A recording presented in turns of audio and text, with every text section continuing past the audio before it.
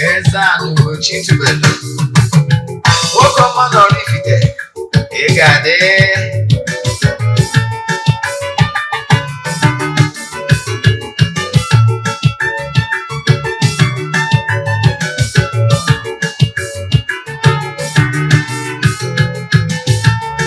Ọdịnala bụ eziokwu, ọdịnala bụ ụzọ ndụ. Ị ma na o nwere olu na-eti mkpu na-asị, ụmụ Igbo chigharịa, ụmụ Igbo chigharịa. Kwa mbọsị ọ na-eti, n'ụtụtụ n'abalị ọ nọ na nkụzi. Eze-Ana, Eze-Ana ugochitubelu, onye ọma na oraifite, onye mgbasa ozi, ozi ọma ọdịnala gaba n'ihu. Eze-Ana ugochitubelu, onye ọma ga-eje eme ọnụ. Ọdịnala bụ ụzọ ndụ gaba n'ihu.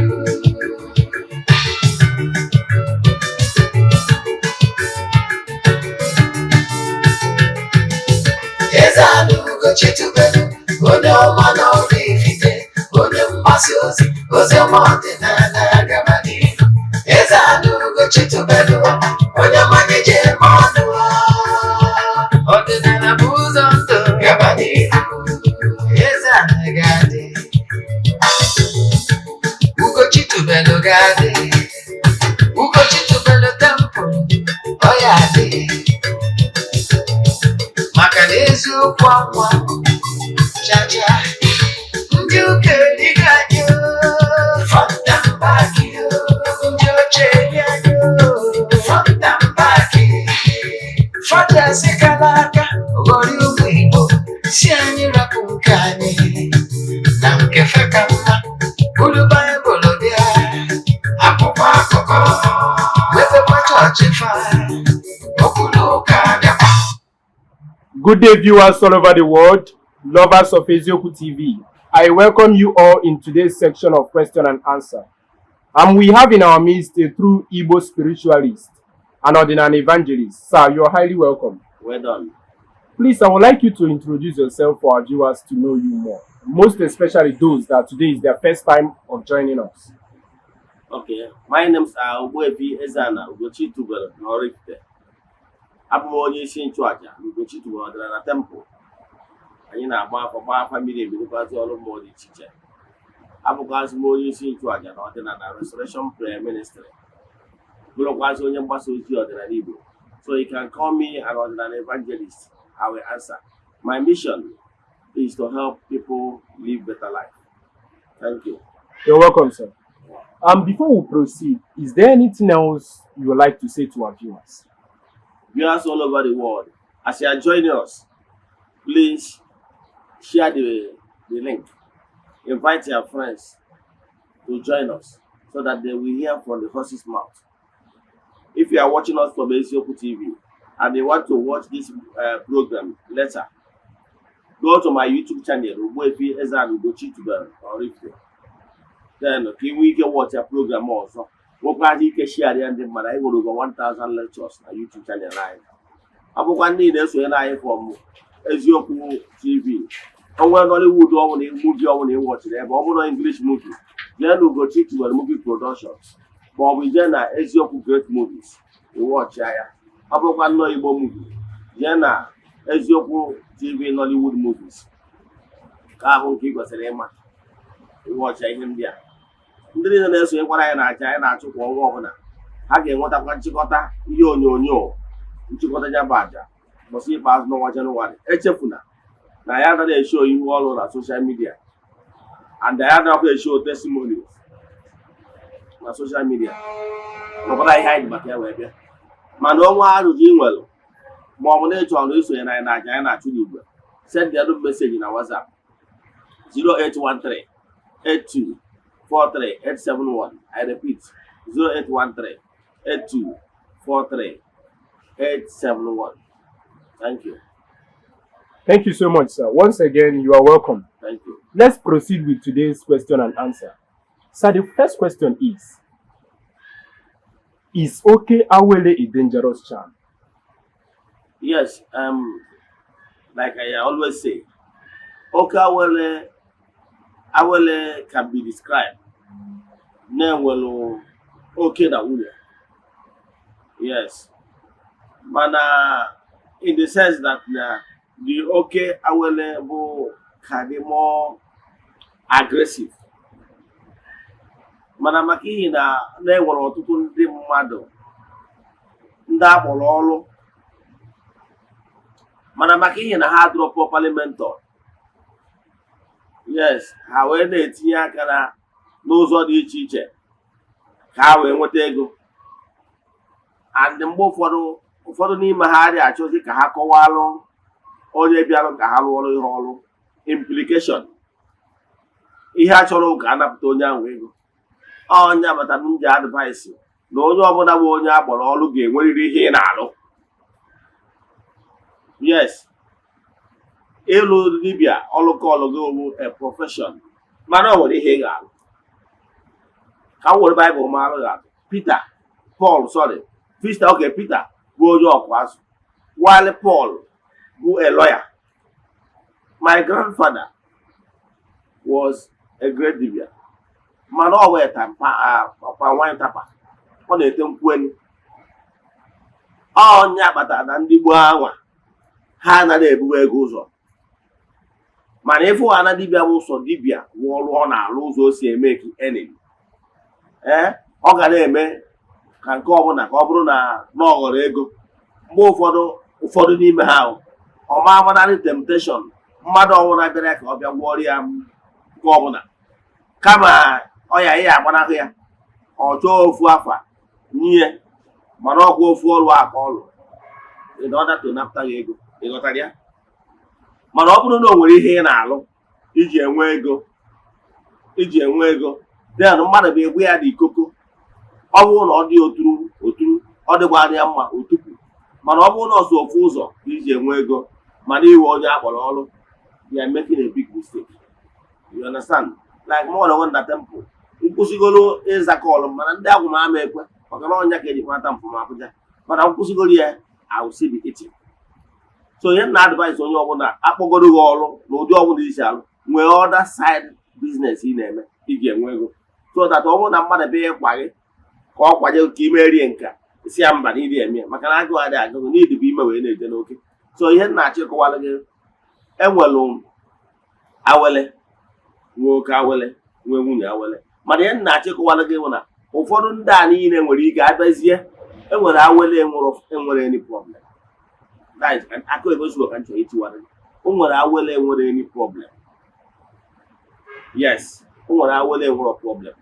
Mana maka ihi na ọ bụrụ na nsị gị oke mmadụ ma elu nwunye Awele, ụfọdụ n'ụtọ na ha anụgo na nwunye n'ọnya ka ndị mmadụ na-eme, ịbịazie ha eje meelu si na nwunye ka ha meelu gị, nwaanyị ọ bụrụ nwunye ka ha meelu gị. So ha na-achọ ndị ebe ha ya haide kedu nke bụ nwunye Awele. O nwere Awele bụ simple Awele. Simple Awele bụ mgbe iwetara anything na ọbụla animal, yes, dị dangerous into it. E nwere ike iwetara leaves ka mkpọsị anụ sọ certain leaves eji eme Awele. E nwere ike n'ime ahịa Awele anyị tinyere ihe a na-akpọ okwu akpọ miracle leaf dị ya, bay leaf eji esi jollof rice dị n'ime. Chachangora mọm ihe na-akpọ ya, afọ na-akpọ ya anya oke ọba dị n'ime. Ya honey dị n'ime, maọbụ shuga dị n'ime. Ya then ogilisi dị n'ime, chikọ dị n'ime, ahịfịa ka ọ gasị kelegara ya fa ha, ụmụ ahịfịa gasị, ụfọdụ ọsọ ahịfịa na obere mgbọrọgwụ dị n'ime. Ụfọdụ na nke nwere ndị after effect. Mana ụfọdụ nwere ike etu ahụ kwuru ya kịta, ụfọdụ adaberezie na ya wee je mee ihe ọjọọ. Ihe niile akpụ ụkpọrọ kịta a na-eweta ha niile nụọ ya anụọ, ọ dịghị powder form. Ụfọdụ nwere ike mechie ewere esuo ncha akpọrọ ncha Awele, ọ bụrụ problem. Mana enweziri ndị nwere ike ihe anyị dịzi na ya wee mee nke ọjọọ. Ọ gwara ya mere ji agwa ndị mmadụ nje play down ihe gbasara Awele, because ị nwere ike ịkụzicha ụfọdụ eje dabere n'ikwuru na nke a dị mma, jee bagharịa ya afa na-emekwa the same thing. Ghọtara ihe na-ekwu ihe m na-akọwa na ya. Ọnya batara na m na-play down n'ihe gbasara Awele. instead agwa gị gị activate Awele Sinachi. Daalụ. Thank you so much. That has already answered our second question, which is Awele, is it different from Oke Awele? That is, we have Nwunye Awele and Oke Awele. Yes. Okay, so I would like to know, this Awele we are talking about, onwere any side effects? Yeah, thank you.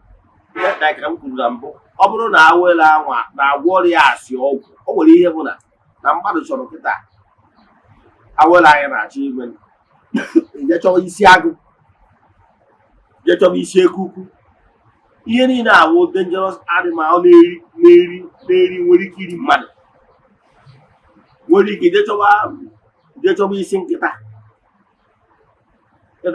so ụmụ dangerous animals nwere ike ịma na ekuku pụta, ekuku ya eno anụ, ịma na agụ ya enowu anụ.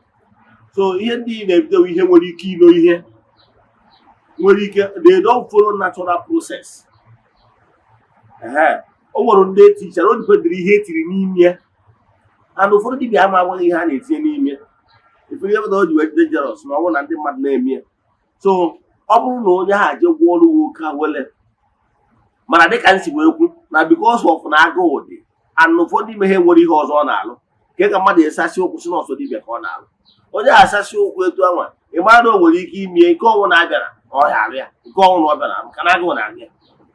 So ihe na-achịkọwara gị bụ na ọ bụrụgoro na ndị na-alụ ya bụ ọrụ, mana n'ụtọ ise ga-eme ya bụ na gị nwere onwe gị bụ n'obi si mara nke bụ nke. Ya ụfọdụ nwere ike ije onye gbuchara gị ya isi ya n'ọrụba ọkụ ihe efu, ụfọdụ eje weta pasị mmadụ tii, ịghọtara ya, maka ihe chọrọ ka ọlụgba ọrụ igwego ya ngwa heaven on earth na ọ bụrụ na ọrụ ọrụ n'ihi emere nke adịghị emere nke ọrụ. So nyewa na-agbasi mbọ ka o tinye ihe ọbụla ga-eme ka ọ rụsiba ọrụ ike. Ọnya kpatara bikos ime ha na n'ụdị a chi ụmụ dangerous animal anwa, ị mara na omere gịnị na ọ bụrụgo nke ọjọọ ya. Mana ọ bụrụ na dịka nsi wee kọwara gị na bay leaf esi jollof rice, ị na-ama ya na-ere n'aka, bay leaf bụ flavor, honey bụ flavor, ya na wee agwa na miracle leaf bụ flavor. Gwakwa gị na o nwere ahịfịa a na-akpọ eri amị ọnụ, ọgwa flavor. So enwere ahịfịa dị iche ma ọ bụ ihe na-akpọ ya ma stomach grass, and so many other grass bụkwa ihe eji arụ ihe flavor. Ndị a niile nwere after effect because ndị a niile on their nature, etu Chukwu si ha nwere ability to attract beings, attract and angelic creatures. So if na they are on their own, they attract ndị mmụọ ọma around to you. Ndị a dị normal. Mana ndị a na-eno ihe oruno, ndị a na-eno ihe the ability of swallowing. Etu ahụ o si aswallow thing, etu ahụ o si jump process. Maka natural Awele amaghị adịrọ dangerous, ọ ma eri mmadụ, ọ ma eje bute, ọ ma eje hypnotize ya mmadụ. Ihe ga-abịa n'ogbo ihe dị n'akara aka gị ga-abịa ọ ma jump process. Mana ihe kpatara na mmadụ ala na-ebu ezigbo anọ n'izu bụ na ị nwere ike ịgụsị ya ụfọdụ ndị mmadụ akacha in on it, sị na nke a na-eme nwere any fault, na nke a na-enwe nwere any fault maka na agụụ na gị. Ghọtara ya? Ọnya bụ ihe dị na ya. So the thing m na-akọwara ndị mmadụ bụ ọnya batara na mụ ha na-akọwa ana m eplezi na ihe gbasara Awele. Ihe Awele anyị na-enwe anyị na-arụ na temple ụzọ ncha Awele ka anyị na-alụ. Yes, ncha Awele ka anyị na-alụ, ma ọ bụ nke etiri na powder. Ụfọdụ ya nọọ ihe gbasara nke abana nke ejezi gbuo n'ite akpọ anaghị ite Awele. My brother, my sister, akpọ anaghị ite Awele, enwere ike itinye ihe ọbụla na ite and gọọ na onwe ube edobis maka na onye begido nwe ya nwunye obefuru chi. So maka gọnwa bụ edobis, I will advise you maka ọdịmma gị ijela n'ihe ọbụla egburu n'ite. Maka ọtụtụ n'ime ha ekwegoro okwu oke ite, ụfọdụ hapụzi ịkpọ ya oke ite kpọwazie ya afa dị iche iche. So nke ọnwụ na-egburu n'ite, just katọ nka ji ele ma na understand wee kọwara ya, nke ọnwụ na-egburu n'ite na-akwakọ isi ihe nkwakọ n'ime wepụ aka gị. yes, ọ bụrụ na ị chọrọ ihe awele were so ihe awele anụrụ anụ nke emechara mee n'ụdị pawuda ma ọ bụ na n'imere nke etiri na ncha, yes, nke etiri na ncha ọ ga-akpọ ya ncha awele. Onye ma eme ya ọfụma, ingredients ya zuo anụ ọfụma, that one natural likeness. Mana nke ọbụla a na-etinye anụ ọ na-asụpụta, nke ọbụla a na-etinye anụ gwagojuo ihe niile pụtaba ebe ahụ maka na ị mara ihe etiri n'ime ebe ahụ. Thank you so much, sir, for this eye-opening answer. We really appreciate. You know, some youths are actually, some talented and hardworking youths are actually into this Oke Awele because they will say that the charm will help them catapult their doings to the next level. So that's why they are into it. So, do you have any advice for people with such thinking? Yes, let me tell you one thing you don't know. Why, for me, as a leader, I don't have Okite and I don't do Okite. Yes. Can't see anything false. The reason, that charm, ability to hypnotize somebody, to confuse somebody, that charm is very dangerous. You know why? Because all the more we go on. If you don't know what we can hear, the man, he put down there, he hopped down in a cousin mother, and then I come mother, mother to look at the Million Tiaka now, or the fast lane they do, and made this college or the drop. Then natural quality. In natural quality, when Obrona need a business. Only talk about the Jerryaka. He gave him advice to me, Bafa, Basiafa. Do all of the nose again. We may keep a full natural process. Maybe that the male do with more than a hassle. You wear yours, you have because nature, Konya, Mary Gifford. Nature, Konya, Nagi here, I hear. If follow normal process. Oh, more one. Ọwụzie na ha fi ruo n'idizi abụrụ ka mmadụ meelu gị ife ka mmadụ meelu gị ọgụ na-emetụ onye ahụ aka n'obi onye abịa meelu gị ọgụ and onye abịa meelu gị ọgụ echefukwana ịbịa kere ha. Nke a dị natural. Mana mgbe ọ nwere mmadụ siri ka o je gbuoro gị oke ite ihe a na-agbakọ ebe anwa ihe gị daa na ya ka e were ọgwụ a na-eproject the person and the project onye abatara ụfọdụ nwere ike isi gị na nwere ihe dị eji ugwu oke ite onye kata ya ego metakwa na-apụ ego niile nchekwa back to square one.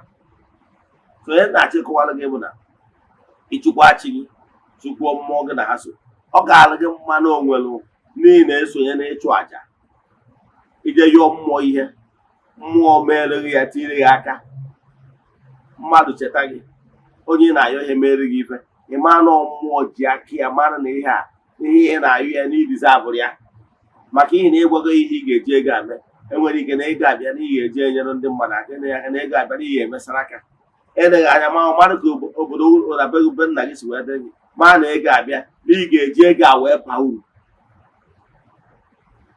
ịghọta ya etu anyị mara ọ ga-eme gị mmụọ dị convince na ego a niile dịrị ya o nwere ike metụ mmadụ aka n'obi mmadụ ere gị nke a dị natural. Mana ọ bụrụ ka eje gwọziere gị tupu ite ihe ọsọsọ kpọọ ya ka ị na-echukwa ya bụ ite ọgwụ na-ebu ka gwazie gị ka chiwa aka oyibo ozugbo ọgwụ ọbụla na-ebute na-ehipụta na isi na-ebu o nwere ebe ị ga-enyeruo ya ihe ogwuo ojizi aka ya kpaba ihe kpaba nri and ebe ọ nwere o nwere ability to hypnotize onye ọzọ o nwere oge ọ ga-eruo so onwe consequence dị ya gụwa ka ọ ga-eso bụrụ dibịa ọ gị ka ọ gwara afa mgbe ọ na-egbu ite agụwa ka afa ga na-akọ na-esesi gbuoro ite anọ ite aka ya na-egburu so uru dị ya n'isi gị ahụhọm dị ya n'isi gị mana ihe na-achịkwara gị bụ wepụ aka n'ihe gbasara ọgwụ agbụnye ga-eso ihe ị kwesịrị ị na-eme ewu gị na chi gị dị na mma na-atụ aja na-emesara aka ịnọ ọnụ igbuoro mmụọ gị na-eso ọ bụrụ na o nwere ọta na speaks for you ịnọ ọnụ ije gbuo ya mmụọ na ọta ahụ ike gara gị mma daba ije hikọwa nke onwe gị nke a kpọrọ afa gị ịghọtara ihe m na-ekwu ị na-ege ntị ihe m na-ekwu bụ na ị nwere ike ije na temple ebe i belong ma ọ bụ onye na-arụrụ ọrụ gbuola arụsị anụ ihe arụsị a ka ị yọrọ ihe a ji eme gịnị mgbe ka ịreta mere nke a dị iche mana nke ọ bụla e ga-egbuo n'afọ gị speshal ndị mara ma akwụkwọ nọ ihe ị na-enye ihe bụ mmụọ achịkọwara achịkọrọ and ha dị na-enye ihe ha na-ebu na-enye ihe ha na-ebu onweghị mgbe ha enwetawụrọ nke onye ọga abịa enweta ya n'ahụ. Thank you so much, sir. Yeah. Sir, why is it that 80% of rich people don't like helping talented and young, hardworking youth? Yeah, thank you for that question. It depends on what you mean by rich people. Rich people are of two classes. Enwere rich people ndị nọ na fast lane. Yes. Enwere rich person, rich man nọ na fast lane. Yana ndị anyị na-akpọrọ ndị na fast lane.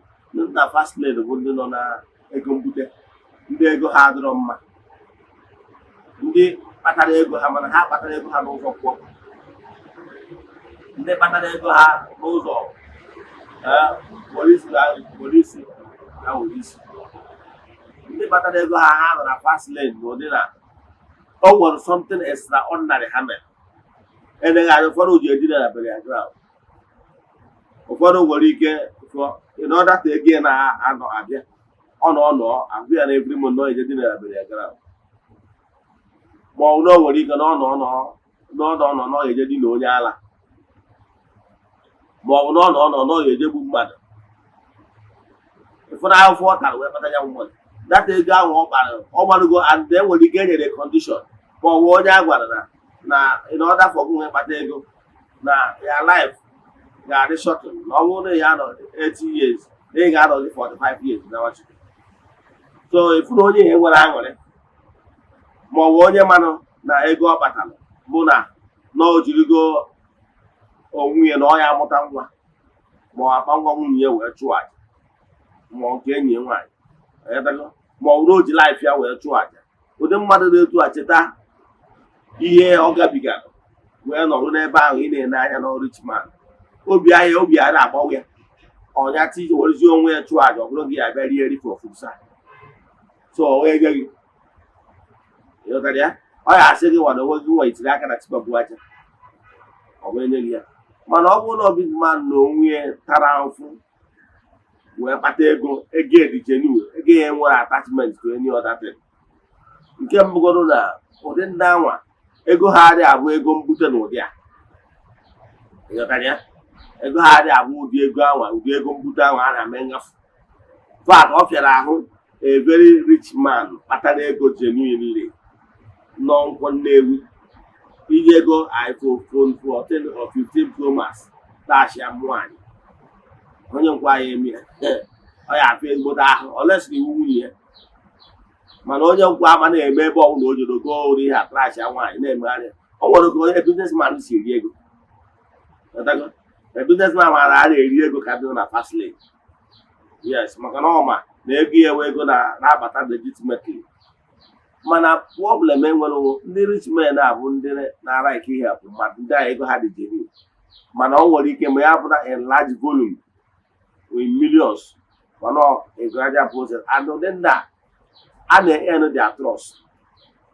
Mana problem a na-enwe n'ọtụtụ ndị mmadụ na-edisappoint ha. O nwere ike ihe kpatakwara ya nwere ike ọ trust go ọtụtụ ndị mmadụ ha disappoint ya in the past. Ụfọdụ n'ime believe ka ha chọrọzi. Look at one of my cousin brother bịa na my house yesterday. My mother told me. So wee bụ na ọ na-alaba ọ na-azụ muzika maka na ndị ọrụ ọ na-alaba amagoro ihe ndị ọrụ na azụkarị ngwa egwu. So ọ na-eme ọfụma ọ na-eme ọfụma rụọ houses na-ebulata musical instrument from China. Mana o nwere one of our relatives a ga-akpọrọ as boy na boy. Yes, ọ ga-akpọrọ as boy. N'ime ọgwụ that relative n'ime ụmụ boy ya niile ọ data our relative agba onye nke ya is onye relative tinye nwa na blood. A na-eme ngwa ahịa offload onye ka ọ na-achị kill warehouse. Mana ime ihe mezinu na that relative ahụ na shop ya na-esi ego mmadụ ama ọrụ ọbịara bụ were akaụntụ nọmba eji afa ụzọ ọzọ mepe mụbara achị ya ngwa ahịa ịmalite ụmụ mbọ ije mọkpọrọ nga ngwa elu achị ya nke iwe ha na-ebupụta ihe ngwa ahịa 4 katọn ebupụta 5 ọ pụ ọtọ mpụ nwa n'ụzọ ọ pụ ole ya elu elu kwesịrị ịma ihe a na-eme so ihe niile ka ọ na-eme emezie agbapụo ihe gbapụo achọpụtazi ihe na-eme na eje na akaụntụ nke afọ ego ju ebe anwa ọgarịa so finally ọ gbarata gị ya ka ọ na-abịazi na-ajụ m sị m oke ego ole dị bọọ ịpụtara nọ nke dị ya n'aka a sị gị oke ngwa remitiwazie nke a pak na ọ gaghị den ka o setụrụ ọnụ m nwere ụmụ sosi ya ọ bụrụ na ha remiti dị mọni ka o gwetara ịpụta ịmazi ole dị n'isi ebe a kere ụfọdụ ego n'ihe wee setụrụ ya mana ekwu m na dị bọọ ya emere ọfụma na ọ bụrụ na ọsọ abụrụ nwanne ya ọfụma wetara ya m nwa na onwe m personally ga-asọpọtụ onye m nwere ike because m na-afịa na onye dị mma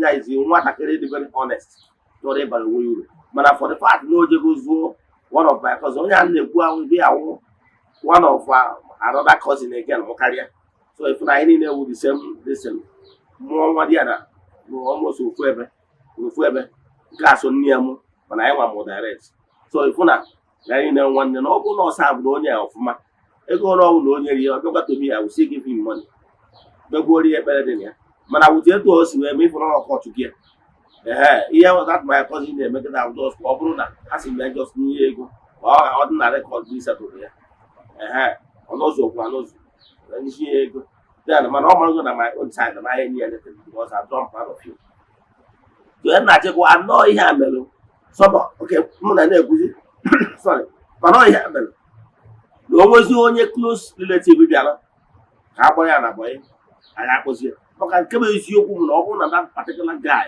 abụọ ya nwa abụrụ our relative na ebe a ga-atọ mpi ahụ na police station mfadụ ndị be ha ga-anọ ebe a kpọọ the woman ekwuruo the woman ọ bụrụ nke ahụ bịa n'otoro relative agba ebunatagoro esi Lagos bunata ya na village abịa kpewe egoro ikpe ịghọtara ya mana ọ bụrụ na onye ọzọ na ya adọba ya na police station ndị be ha eweta the money anyị ekwuru all the whole money before a na-eme gịnị a na-asị anaba mana nke a kpọjere polisi ọjọọ na-abịa ya je na bank weta statement of account dụnatazie ya abịa kpewezie n'ime maka ịmaga ọ bụrụ ihe relative so ihe niile a na-eme ụfọdụ adịghị ekwe akpọ ndị nke ha ọ nwere ebe m jere na Nnewi yesterday wee jụọ nwa lady na-asa abụ na one place o wee kpọrọ m aha village ya nwesị nwanne nwoke nwere ego nwee ndọsị nwaanyị na-ede adụsị na nke ọ sị na nwanne nwoke adịghị ekwe ewu onye bata taiz onye ụmụnna fa adịghị ekwe ewu ha n'ọrụ si oke m ga-amadogo dirizi mbụ na onye abịa iwe n'ọnwa nne gị n'ọnwa nna gị ọbịa ọ na-emekasị ọbịa asịsị eje n'ebe o jee ebe a ọ na-eme ọ na-agba apụliko ikwu okwusi ike je kpọọ mmụ ya ma ọmpụ ya abịara asị ndị ọnwa nne m ụfọdụ mezie as polisi na ha ma ewu onye ụmụnna ha n'ọrụ so ana m agwa nọ ndị mmadụ mebiri the opportunity so mgbe ụfọdụ dị wee kpọta onye nke edo ịfụ na onye nke ya nwa oke ka mmadụ ọfụ a nwere one of my friend no US o wee sị na ọ chọrọ ime investment na Nigeria wee je go establish a big business so mgbe o je establish o wee je kpọta relative ya ọ dịkwa nwa nwanne nwoke ka ọ bụrụ general manager maka this guy nọ US mana this boy bịaziri bụrụ onye ahụ onye na-ezukarị ori na the company ọ bụrụ na si na-emere business worth 500,000 ọsọ owepụ 100,000 debere onye afọ 100 and ịmanwe na nnewu na-agba ata agba nwe ya na-enye ya n'ọrụ ọda staff a na-afụkwa ka o si ewepụ ego ụfọdụ ihe dị na ya na-achọzi ka arụ ọrụ business nwoke mmadụ to close down because the man ha mara the man na-anọ nso ihe m na-achịkọwara owu ihe etu ndị mmadụ si wee dị bad and ịgbago ndị mmadụ o nwere ike ihe esi n'ihe mere onye ọzọ ga-amụta ihe so and nke ọdụkwa ụfọdụ ndị mmadụ nwere ike ipike ha as a young talent help onye anwa ọ bụrụ na o mekizie ya o chefuo ogwu nwa onye fọrọ ya ọdụ n'udu mmiri so onye nwa ihe na-eme ụfọdụ etu ọsị after na emego nke na onye nwa nwere talent ọmaka na ọmụrụzi ihe dị mkpa platform onye agha believe in you when even ndị ọzọ could not even stand by you so ihe niile ahụ kwara ihe mere ọtụtụ ndị mmadụ ndị rijenu before they will be able to help somebody ha ga-try ya ọfụma yọchaa ya ọfụma ka ha wee dị sure na onye a na ọ dịkwere genuine na onye ga-eloti ya.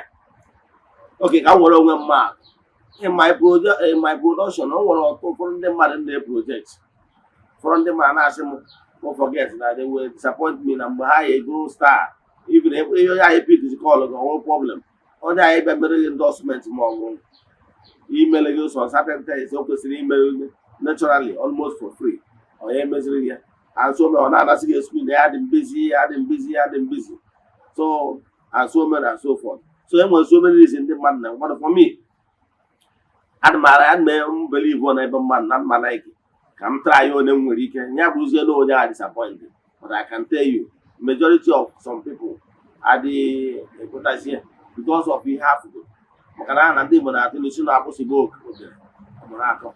Daalụ. Thank you so much, sir. The fifth question is, fake it until you make it. What is your take on that? Thank you. Ndị mmadụ na-advise ndị mmadụ ka a na-ebi fake life ka ọ dị ka asị na osi ife mana nwere ife osi. Ihe m na-achọ ịkọwara gị bụ na nke mbụ bụ na ọ bụrụ onye ụlọ ka a na-amara ọgọrọgwụ na ị na-efe ekie ọtụtụ ndị mmadụ ya ihe lose trust ndị mmadụ. Ka akọwara wanted mma as a contractor because I was once a contractor. Anọ m into water drilling.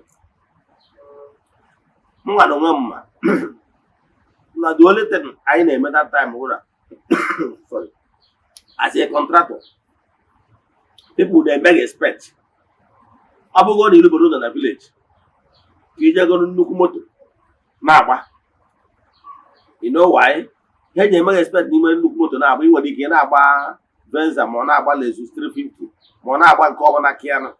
Ihe iji agba ụdị moto abụ ka ọ ga-abụ itinye contract abịa mbọsị ị ga-abịa ka ị bịa defend gị contract gị. Yes, mgbe a ma agbaji, yes, mgbe ahụ dem dan mgbe anyị bịa defend ya contract dị ebe ya pak iburu jip gị bata, o nwere ebube ọ na-eyibe gị ebube n'ịma ihe ị na-alụ, na ọ bụrụ na ị mara ihe ị na-alụ na ịma na-agba ụdị moto. Mana ọ bụrụ na akpọrọ o nwere ike ịmara ọrụ o mana ikwuru ntụntụ enwere ike isikwa ọmụmụ nkwọ Nnewi wee were ụkwụ wee lacha abụbọ Nnewi dọs ejuwu n'ụkwụ niile ọ kọrọ nke onye ihe ebite onye nke bụ moto wee pụta paakị nke luko fresh gị nwere onwe gị ntụntụ ikuru ntụntụ wee bata gị bịa for the same job maybe of job of 10 million naira. Onye ga-enye job nechagoro gị aja kọndishọn ọ ya enye o nwere kesị na ihe eje kpọta nwanne nna gị nwere 4 decades na akwụkwọ ma ọ dịghị eje kpọta kọndishọn ọ ya enye bikọs ọ na-atụ egwu, ọ na-efiri na agụụ dị n'ahụ na-enwere ike enye gị advansị bọcha. Mana ọ bụrụ onye nke a ji ego ofiri n'ọwa odogwu na-ekwu onye nyebe those conditions ọ dị like ihe ya agwa gị o nwere ike ọ bụrụ onye nwere ego ikuru ntụntụ ahụ ife atọ ọnụ ya atọ ọsụ o nwere ike ịsị gị ngwa gị ji ebute ihe ọrụ gị, ihe ọrụ batara kọmpand ọsị gbanye ọnwụ mgbe ya kpọrọ ụbọchị geti wee nyezie ya advansị ka ọ mara na onye gị ego ịgba ọsọ jide ihe ọrụ gị maka na ọ na-atụ ụjọ.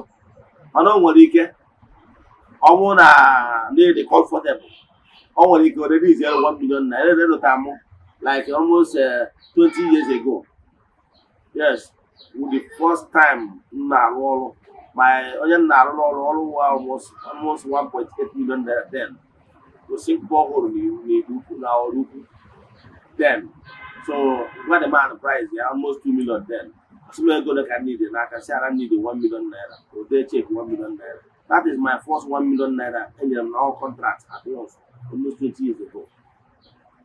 Na that particular man now gbapụrụ mmiri ọ nnukwu mmadụ gbaa ahụ ya ama nnukwu mmadụ na market onye ọrụ ukwu ka ọ bụ ya gbapụgoro m ya not less than 8 almost 10 boreholes different places ma nke gbapụrụ n'ebe ọ rụgasịrị ụlọ gasị ma be nne ya ma ebe ọ pụrụ obi ma ebe obi na Ọnịcha ma ebe obi na GRA ebe ya ọmụrụ ya oge nọ ntụpụ ọgụrụ do ọ ma iji n'ọbụla na link ziri ọkụ. Mana m na-achọ ịkọwara gị bụ na ọ dị ana nkolatara yes because he is offering anọ m mma. So ihe m na-achọ ịkọwara gị bụ na ọ bụrụ kọntraktọ ma lọya enwere ndị na-akpọcha jambe lọya ịdegoro suit ya anya bụ na agụụ na awa ya ụdị lọya nwere ike o nwere ike esi anya necha anya ama enyi ya ha ma eje chọọ ndị legal luminary ndị ya gwọrọ ọdụ tugo na nwoke ife na nwoke na-ebecha ịghọtara ya. So o nwere prọfeshọn ụfọdụ n'ibiri pakeji ịghọta bụ mgbe ahụ anyị nọ na netwọking mebi gị nwere onwe gị ihe edubebere much mana ewe one of the speaker you were advised to dress well. O gwara ụfọdụ apụ ị nwere ikwu dị na trakina ede ya ọfụma so that ị pụtazie na-eprezentị onwe gị dị ebube. So ọ bụrụ na n'ụdị a ọ dị oke ịghọtara ya maka na ndị Igbo na-atụ ilu si na onye yiri nkịrịka akwa oriri nkịrịka okwu. Mana ọ bụrụ na nke fake life ị na-ekwu bụ mmadụ pụta ọsị na ya nwere duplex na village mana nwa duplex ma ọ pụta ndị mmadụ a na-eme na osi ihe ma ọ na-acha aka woman chaki woman ọ na-eturu ya ọnụ n'onwere nke a mana onwere nke a dị necessary kere ihe na-etu nwaanyị ọrụ nwaanyị nwere onye change ya life. Mana ọ bụrụ na business partner na ị nwere interview the dress ya well ihe a bụ somebody business nwere ike ichange ya life. Mana ọ bụrụ na ọmaka nwaanyị ka ị mmadụ ga-eji wee jee na-live fake life nwaanyị ahụ nwere instead nwaanyị ahụ ibiri fake life ọ ya achọ ka ọ nara ya anara because ọ na-achọ wee onye enyi ya. Mana ọ bụrụ na ị dress well in order to get contract ga-echange ya life na that ya ị dress well ka ihe ọma ga-emele gị. Mana ọ bụrụ na ọka ime ebe dress ya well ka ị wee nweta nwaanyị ya wa spending ka ị ga-espend because it makes sense. So ya na-akọwa fake life ị na-ebi ya bụ na n'ihe kwuo ihe bụrọ ma ọ bụ claim or rich ebidoro just the moderate. Yeah, the moderate onye ya ihe dị mkpa ihe enigoro bụ trust. Ọ bụrụ na ihe nọ trust then ndị mmadụ ga-egosi onye a na ọ dị very honest. Ama some of the contractors mụ ha mebigoro ihe ya bụ asịgoro m ọga ego ole ya ka nne gasị na for the account tara adị m akwụ ga ma nna n'okwu n'ọya eme. So ihe dịgoro mkpa bụ mmadụ sị ka eje biwe fake life n'ụdị a na-afụ na social media onwere onye ọya enyere aka because nke ịma nke ịgbara nke ọzọ ị nwere ike ibie ya fake life anwa mmadụ find their out and don't find their out you lose go that trust and once you lose that trust it again ya na very difficult. So adị m support mmadụ ibi fake life onwere uru ọya abara. Thank you. Okay, thank you so much, sir. Yeah. So that 20 years ago, you went to get that contract. You said you are riding Jeep then. Yes. So did you actually bought it with your money or you borrowed it just for that contract? No, I have a Jeep that time. I have a Jeep that time. The thing is that why this man trusted me that at time I'm going to level. You understand? So here to meet here, ọ na-eje na nke kọntraktọ o nyere ego ka ọ bịa rụọ ọrụ ya ọrụ ọgbakwuorie mmiri. So the contractor na-emezi tọntọn. So on his way going back out of frustration he saw me ebe m parked my draining rig this motor na-agbapụ mmiri. So we actually stopped to add some water on our radiator. Ọ kwụsị wee sị anyị nwee radiator asị ya yes. Ọ sị m ọmoto ya dị ha sị ya mba na ọmoto m dị ha moto ndị arụ ọrụ n'ọmụwa nwunye. O wee sị m oke nye m afịa sị m bịa na main market mbata main market na line data m jụọ esi ya adịtụ aka nsi wee jee ndụ a na-esi ya ọbịa mebi onwe otu ọ mana m nwego moto na-agbapụ mmiri. So ọ jụọ na m that is first work on and they disappoint me till today. Thank you. Okay, sir. I would like you to tell us, fake life, does it have any advantage? Like, take for instance, are you advising, like, say, someone to maybe if you want to get a contract, you should actually go borrow a Jeep just to appear nice, to look good, just to get that contract, then you return it? Thank you for that question. Anyway, the truth on the matter bụ na ndị na-alike mụ nwere onwe m ndị na-alike ibu the life our entertainers. Like ụfọdụ ahụ ụbọchị mpụtara Facebook ndị mmadụ na-eblem si na Wizkid ego moto over 1 billion naira. Wee na-agwa ha ndị nke ha bụrụ fake life. Ihe o ji mee ihe bụ na ọ wee entertainer and ihe ụdị moto ahụ ọ na-agba na ụdị life that's those lifestyle ọ na-ebi ga-eme gị ndị ga-achọgoro ka nyere ha mekọ deal ga-abụ ndị kpọgota anụ. by the time ya ọ na onwe package goro onwe na level ya agbagota ọ ga-eme ihe ụdị ndị gara abịa maka nyanwa abụrụ ndị gbagotakwa anụ then so ihe o ji eme ya because na nyanwa na onwe ya bụ an influencer so ọ ga-achọ ka level ya gbago so that ka ndị gara abịa ekwe ya ọnụ ka a dị welite aka ka mmadụ ga ejere m n'Ọnịcha nwere seminar ije n'Ọnịcha wee baa n'ofu something like Mr. Beast or don't sure Mr. Boss edozikwa in that standard so ejere m ebe ahụ sị ha nye m jollof rice and the chicken and I think one other drink or so ndị a wetara m bill of almost 5,000 plus abi 6,000 ọga mana ihe a ha nyere m ọ bụrụ na mmapụ tupu iriri ya ihe a niile ha wetara enwe ọdụ that quality like that ihe niile ịdị na mmapụ do nwere ike ọ bụ 2,000 plus mana because of packaging na ịbịagoro esi ekwu oge n'ahụ wetara ya environment ya dịgoro nice ihe akwụkwọ package so ndị nọ na entertainment industry na ndị contractors na like ime like that in order for you to see them and value ha gbagota maka na ha abụ ndị make believe ịghọtara ya so ọ bụrụ na onye nọ na into make believe ndị Nollywood maọbụ ndị entertainers ndị a niile wụ make believe industry so ụdị ndị a nwere ike ime etu a ka ha wee koo ka value ha wee gbago mana ọga ọ bụrụ na iwu onye nọ into business bere maka na iko etu anwa ọ ga-enye so ndị mmadụ pụtara na fake life ga-agbagharụ ọzọ mana ọ bụrụ ndị entertainers ị kwesịrị ịma na entertainer ụfọdụ n'ime ndị na-afụ na-agba moto enwere ike ifo onye nọ na entertainment industry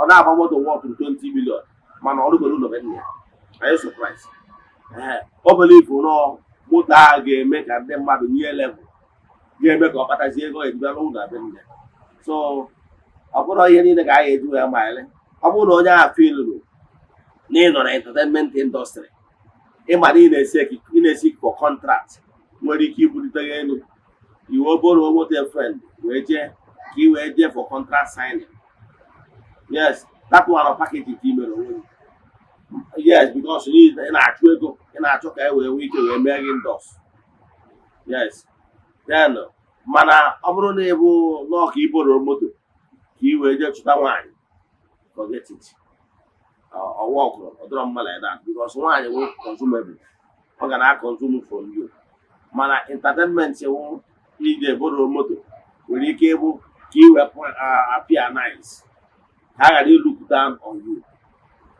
ọ bụrụ na etu a ọba mana ọ bụrụ na ọ ka ị wee jee mee mpompo n'ebe ụmụ nwaanyị nọ ma ọsọ ntị n'ebe ihe spend ọ dụrọ necessary. Thank you. Okay, thank you so much, sir. Yeah. So, na mmadụ ga-adụ ka anụ ọ na-achụ. Yes. All right. Thank you so much, sir. Sir, can you tell us some secrets of success, both spiritual and physical aspects? Okay, thank you for that question. One, the secret of success is one. You must know the principle of success. And the principle of success is very simple. You must build a plan. Ya nwere ihe eji mara gị, ndị mmadụ amara gị, okay, this guy, what a very honest person. Ya nwere ihe eji mara gị. Ka ofu, you build a brand. Ihe ọ pụtara bụ na ị ga-build a brand, na ị ga-adị, ndị mmadụ ga-adị trustworthy. People ga-enwe aṅụrị imekọ ihe with gị. Ihe ọ pụtara the watchword bụ na ị ga-adị very honest. Two, another principle of success bụ na ị ga-abụ very creative. Have you asked yourself why the rich companies and successful companies from time to time they do what they call the branding? They keep on bringing new ideas in order to remain on top. You must have something up here. Meaning that oge ọbụla ị nọ ị ga na-think kedu ihe m ga-eme ka m bụrụ number one, kedu ihe m ga-eme ka m dọrọ on top. Always you must aim high. If you want to be successful, you must think like a successful man. How was your one man? In more no idle people who not watch television from morning to night. A rich man will eat on television, my beer. Man, no, just once in a while, or the baby's name on him once in a while, boy, Manefo and idle person, and they go to all of the Amaro, and I watch him there. So, then I can do rich man enough for now work so hard for them in there buy enough on a hand. So, I want to on top, we're being on top. You must think like a rich man and behave like a rich man. One, if you the trust, you work hard physically. You got work really hard. Nature, he game, keyword all on top. You know that? He game, keyword making not on top. Let me give you an example now. I've been done this year. It may have my plan this year. After 2024, was yes. Now my pure water company may grow gear to a level. More than me, I see a bit my shares anyway. We are doing fine. You understand? Because every year the company to the extent that I can actually say now every month this company can give me this. Now, to the extent that now in my own local government comprise 3 towns or if the also each and the was 4 towns. What at least 2 towns, or if that and also grow the biggest, or if that and also grow the biggest town among the 4 towns where the public is government. Whatever you have that 1 million with the board as an American. And my intention before the year runs out, we provide more trust so that I will get away my boss from everywhere. Aside that, I still have a vision.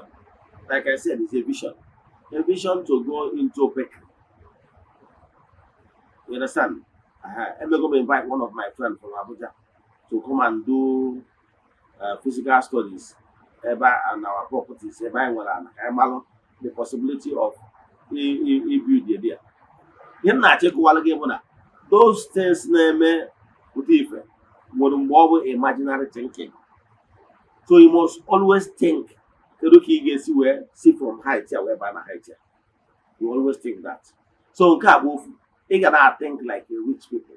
And the more naturally thinking, it consult the people where the experts idea. Like this, my friend, the one to bring in, not into because so many people say they up their bakery factories from Abuja even down here. So can you for you to be successful, you gotta think like successful people. Minimize your waste. Minimize your waste. No matter how don't keep friends able either agwa in a waste ego unnecessarily. Yes. Do you know as you look at me now? Yes. Upon my iPhone 15 Plus. I go to Boramia. Makane one on the day. I go to Boramia use one of them. I go to Boramia you another person. You know why? Upon they need Boramia. Even the mother said, I go time iPhone 15 Plus.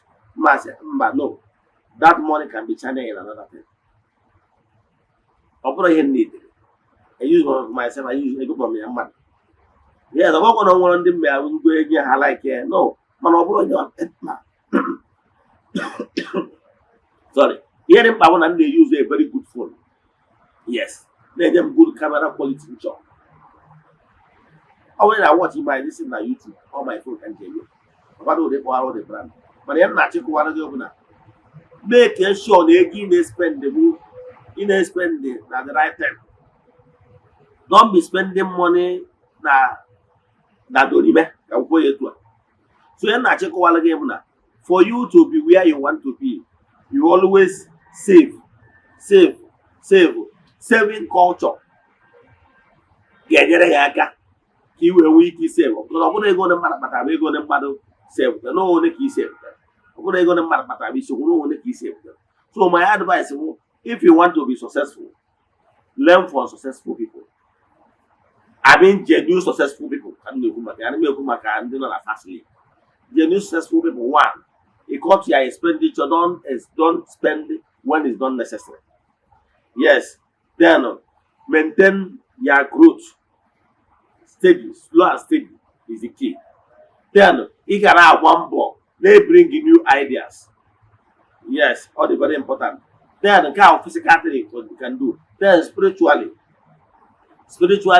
you can always create time for meditation. I keep saying it because you need connection with one. You need to connect with your spiritual forces because when you connect with your spiritual forces, all have ideas. All have ideas of see what you will do, see what you will do, see what you will do. So because you need your spiritual forces backing in order to be successful. So what I'm advising you is that one, in terms of your spiritual, you must go spiritual. Going spiritual is very important because the spiritual forces is their backbone. Very important. Let me tell you, all these successful people we are seeing, they don't joke with the spiritual life. Whether Monya or Bonyocha or Bonibo, how well spiritual stuff and have again, Lord. Or to the man or into spiritual exercise. Or to the man or into spiritual whatever in order to regain their spiritual support. All is very important. Then physically, think. This kind of comment, I comment to you to be successful. Because you have down there, they are made you remember. They are told one woman, they are interested in building the other successful heights. So what do you have in there? So your mindset is actually mean on a top. Actually mean on a top can win them the Madaka. Actually mean on a top can we create jobs. Actually mean on a top can where we can what he made you and the Madaka. He get you everything. Upon here to our mindset again. Bring it into your prayers. Bring it from being a spiritual exercise. More ideas on how you can go about it. I want to get the kind of work. Now, into produce bread, quality bread. Now, and all modern equipment and everything. Now, a present to go more. They go good in here. All again, that's my longing and dreams come out. You understand? Within the shortest period of time. So when he not check one again, he gets say to go. No, he had to come more back to see again. Go a weekend. Okay. Thank you so much, sir. Thank you. Viewers all over the world, we have come to an end on today's edition of Question and Answer. If you have any question based on today's teaching, kindly drop it on the comment section or DM Ogbuefi Eze-Ana, ugochitubelu on WhatsApp with the number showing on your screen.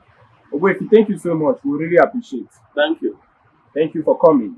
Before we go, do you have any advice for our viewers? Our viewers all over the world, the only thing you can do is to share button, share our messages to encourage others. In a make a chiwo because and I go pass your phone. Now you see the friends of the temple and the children of the temple. And I was in this way and I junk or one warrior. Ask them now effort to do they make God do this road. No, God, no. Now to go get me here in the goes before my melon, no job than I told gather. No, actually, hold your moon, no, your moon. Ask him like a guy mono, as is Jaya mono. I have to go get me here. Or you can listen at the idea. Or why do you when I'm here? Send their message in our WhatsApp. It's in Eze-Ana TV, 9 as we have nobody there. I'm going to do social media handles. Chat in our WhatsApp 0813 8243 871. I repeat 0813 8243 871. As in God, one 18 no gawa nke eziokwu na ọnwụ na ọnwụ egburu ọjọọ eji wee chụọ aja emechaa na ọ ya ekwu ome daalụ. Viewers all over the world,